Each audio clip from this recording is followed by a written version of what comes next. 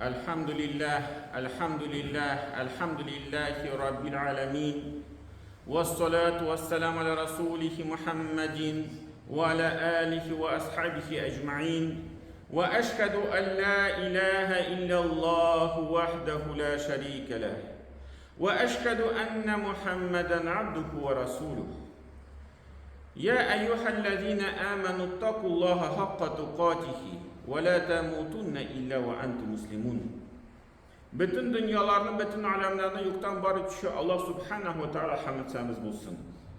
İki dünyaya rahmet bulacağımız Peygamberimiz sallallahu aleyhi ve sellem'e gönül tülebizden çıkan savaş şehitlerimiz girişsin. Hem bu izgi cümga günlerinde cümga namazlarına yığan varsa din kardeşlerimizge Allah'tan rahmetleri bulsun.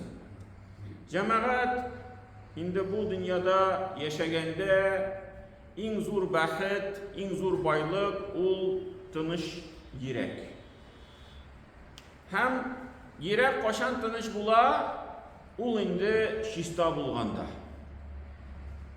Hem şu şistalıkның bir alameti nerse de biz şu şın köngülden, ihlas köngülden Allah Teala'dan gafur soralım. İstiğfar etu. Peygamberimiz sallallahu aleyhi ve sellem aytgan sözleri var. Min gününe de 70 tapkırdan artık istiğfar etemdir. 70 tapkırdan artık diyen söz, ol tegi 71, 72 diyen söz tügü, ol kup diyen söz. Hem bir vakit bir galim yanına bir kişi kildi, hem sırada benim şundi bir ağırlık meşakkat tırmışta var. Anda üsümlükler üsmi, oturtkan bakşada jirde, şunda bu galim etti, istiğfar etti. Bar inge kayıtta istiğfar etti. Allah'tan gafur sıra. Tevbe etti. Bu kişi gitti. Hazır ikinci kişi geldi bu galim yanına. Eyte benim tırmışta şundi ağırlık, şundi meşakkat, gailede balamız yok di. Kaygı, balağa uz almayız di. Şunda bu galim etti bar istiğfar etti. Allah'tan gafur sıra. İyi koydu. Bir neçe vakittan soň üçüncü kişi kile. Ey falan alim, bana nasihat bir, tırmışında şundi bir ağırlık, akşa tırmışka jitmi, haman tege muhtaçlık var, niçin mikendi? Şunda bu alim etti, iyiye koyup istiğfar etti.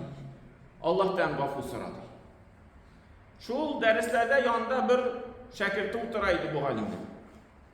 Hem sıradı, ey ustazım, sana iş kişi kildi, iş türlü sırav girdi, işisine de bir cevap verdi. İstiğfar edip cevap verdi, nasihat etti. Ne şimdi bulay?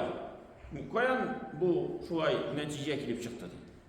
Hem şunda bu alim şu özünün şakirtine cevap verip Nuh suresinin 10. 11. 12. ayetlerini okudu. فَقُلْتُ اسْتَغْفِرُوا رَبَّكُمْ. Hem min aytdim di, o'zingizning Robbingizdan istiğfar so'rag'iz. İstiğfar so'rab, gafur so'rab degan so'z. İnnehu kana gaffara. Durustlikda di, Allah Teala gafur etuvchi. Yursilu samaa'u alaykum midrara. Hamdi Allah Teala shundan so'ng sizga ko'kdan ko'pgina yomg'irlar yuboradi. وَيُمْدِدْكُمْ بِأَمْوَالِ وَبَنِينَ وَيَجْعَلْ لَكُمْ جَنَّاتٍ وَيَجْعَلْ لَكُمْ أَنْهَارًا.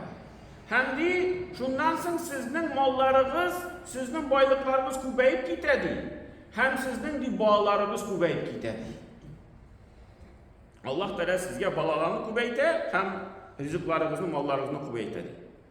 Hem de sizga o'stirib chiqarishak jannatlarni, şul baqshalarni hem sizga ko'pgina tigi yılğalar ağaşaktı, yılğa suları sizge ağaşaktı. Mine bu ayetke tayanıp, indi bu galim etti, mine di Allah'tan gafur sırasa kişi, mine şul yaktan tırmış jaylana. Şul baylık yağından, bala yağından, şul üsümlükler yağından bütünsi jaylana ettirmiş. Hem şulayı Hud suresinin 3. ayette Allah Teala ayta ve en istagfiru rabbakum thumma tubu ilayhi يمتعكم متاعا حسنا إلى أجل مسمى ويؤتي كل ذي فضل فضله. Allah eğer de Allah da istiğfar etseler, özlerinin, eğer de siz istiğfar etseniz özünün Rabbinizden, hem şın көңілден tövbe etseniz de, Allah Teala de sizge bik yaxşı neticeler, bik yaxşı rızıklar sizge, baylıklar bileşek de, bilgili bir vakitka hadli. Hem her bir kişi özünün faziletine qarab, Allah Teala'nın faziletinden de, şu nesege ilişeşekti. Özünün faziletine qarab neydi ma'nada cemaat? Mina şu bizning şu tövbe etülerimiz, mina şu Allah da yakın bulduğumuz mina neydi derecede? Şu Allah da yakınraq bulgan sayın bizning Allah Teala'nın fazileti bizge artar. Allah Teala'nın bereketi, Allah Teala'nın şu bülekleri bizge qarata artar. Hem ikinci yaktan Allah Teala ayette Bakara suresinin 2068. ayette "Eş-şeytanu ya'idukumul fakra." Şeytan de sizge ya'idukum va'da ite fakirlik. Kişinin en köp kaygısı bu dünyada neyse şu fakir halge kalma. Akşağa baylıkka erişu. Bir akşa zapas jiyu. Miskin halge kalma. Her şul aybir kaygırda. Hem Allah Teala Allah Teala şeytan sizni şul fikir bilen korkuta. Yagidukum sizge va'da ite. Nişik va'da ite? Vesvese kıla көңілге. Kişinin көңіліне fikir salar. Mina bir miskin kişi kile de yerden soruyor da hem bu kişi ite bu miskinge hazır birse üzüme kalmıyor. Bu fikir kan kile? Şeytandan fikir kildi bu kişiye. Bu kişiye bu işe birsem onlar üzüm akşasız kalar. Mina hazır bu haram işe kirmesem onları bütünlüğü akşasız kalar. Bir kişi kile deyde mina bir şimdi iş var, mina falan akşa kirtemiz de falan akşa çıkarabız, kubrek. Lakin o iş halal iş değil, bir haram iş. Haram bilen baylık jingir kile. Hem kişi şu nesaya kızılıp, şu işe kirip giydi. Hem Allah Teala'nın anıtında ite ya'muru ve ya'murukum bil fahşâ. Başta diyor sizni fakirlik bilen korkuta şeytan. Onları sizni bir fahşayı, sizni mina bu bızıklıkka şakıradı. Sizge emir ite, mina bu bızıklıkını kılığız. Miskinlerge yerden itmegiz, yetimlerge yerden itmegiz. Özlüğünün malınızını bir haram işe kirtigiz. Kubrek akşağız bulsun deyip, mina şu fikir bilen, mina şu kaygı bilen şeytan kişini buysundurar. Hem bizning maksatımız cemaat mina bu fikirden kutulurga. Ol kilip turar. Ol bitmiyor. Her vakitte bizning ko'nglimizda var. Kişayip kite, azayip kite, tam kişeye. Lakin bizge mina ol nasa bilen kurashirga kerak. Nishik kurashirga? Mina eng shunday xayrli yo'l Allah Teala'dan g'afur so'rab. Astagfirullah, astagfirullah, astagfirullah deb şulay her vakitte aytib tururga. Ne için? Mina şu vakitte, mina şu mizgilde şeytanın kişi bizge qarata bite. O bizge bir indi ko'nglimizga fikir kirita olmaydi. Anlar istiğfardan to'xtaymiz. Kimdan biz g'afur so'raymiz, so'raganini unutamiz. Allah Teala turunda fikirler baştan yo'qolar. Şundan so'ng yangadan şeytan kelib basar. Yangadan ko'nglimizga mana bu fikrlarni kirita boshlaydi. Hem Allah Teala şu Bakara suresinin 268. ayette devam ete. Vallahu ya'idukumul mağfira minhu. Hem Allah Teala di şu ayette sizge o'zinden g'afur etuvin va'da etadi. Biz hatalı kişiler, her bir kişi hatalı kişi. Her bir kişinin günahı var. Kayır vakitlerde biz şu işlerden tutalap kalalmıyız. Kimdir bizni şakırar mı bir falan ayda işe bari gelir, mina şunda akşa salı gelir. Hem biz indi şu işe girişip şu haram işini işlep koyabız mesela. Çünkü biz kişi. Bizning hatamız, günahlarımız var. Hem Allah Teala ite, lakin Allah Teala değil. Şeytan sizni şu fakirlikle kurtutkandansın. Sizni şu fahişlikle bir günahka şakırgandansın. Allah Teala sizge vəqdə ite nese mağfirə. Gafu itini sizge vəqdə ite. Bizge nişəge kirek? Bizge mene şul vəqdəni unutmuşa, mene şul günah kılgandansın. Yanadan Allah Teala başına kaydırma.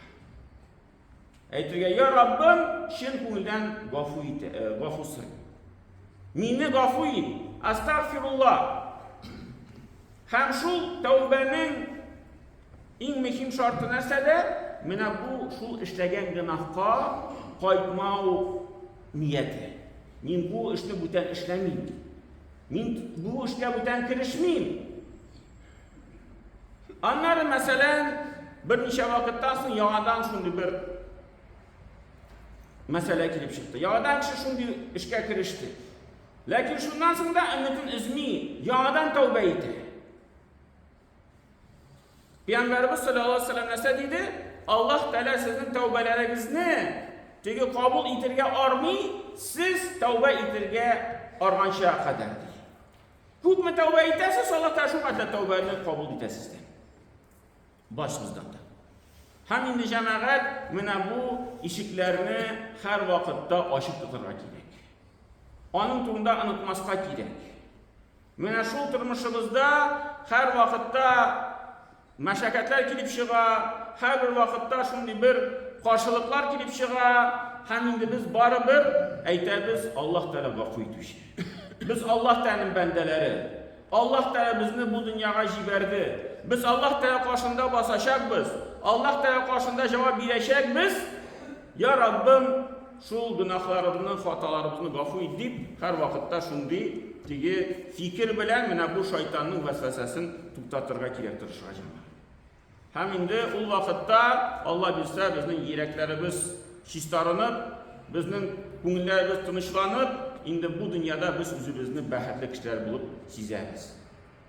Allah Teala bizge nasip etsin, şu neticeye erişirge, tövbelerini kabullardan kılıp, günahlarını gafu etip, gıbetlerini kabullardan kılıp, indi cennet ahillerinden bulurga. Barakallahu lana ve lakum fil Kur'an azim, nefana ve iyyakum bil ayeti ve zikril hakim, innehu ve cevabı ve samil duvar.